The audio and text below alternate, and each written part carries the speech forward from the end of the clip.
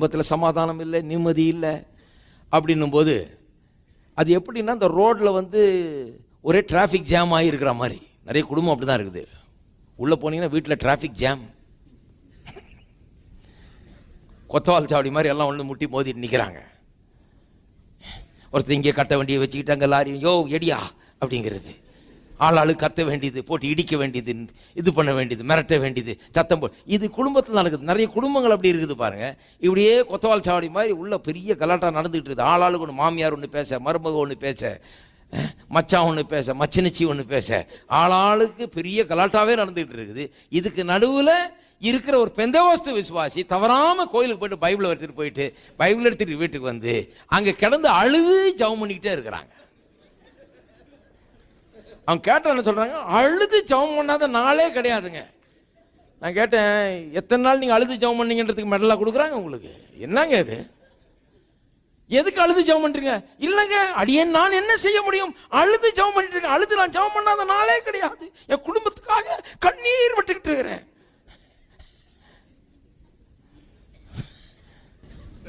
எங்கேயா சொல்லியிருக்கா அவங்க குடும்பத்துக்காக கண்ணீர் விட்டுட்டு இருக்கேன்னு?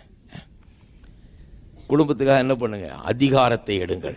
ஒரு போலீஸ்காரன் கொத்தவால் சாவடிக்கு நடுவில் நின்று வண்டியை எடுப்பினால, லாரி போ அங்கே நில்லு, வராத இந்த பக்கம், நீ போ, நீ நில்லுன்னு சொல்ற மாதிரி இயேசுவின் நாமத்திலே அங்கே நின்று கொண்டு அதிகாரத்தை எடுங்கள், சமயத்துக்கு ஏற்றபடி செய்யுங்கள், தேவன் உங்களுடனே கூட இருக்கிறார்.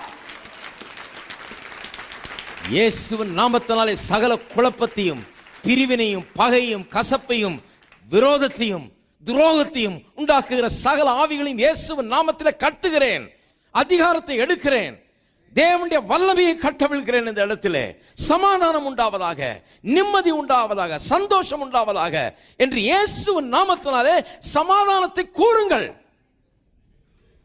ஹலோ, வீட்டுக்கு உள்ள போகும்போது சமாதானத்தை கூறுங்கள். ஏசு அதான் சொன்னார், ஊழியக்காரர்கள் உள்ள வீட்டுக்குள்ள போகும்போது ஹலோ பிரதர் அப்படின்னு சொல்ல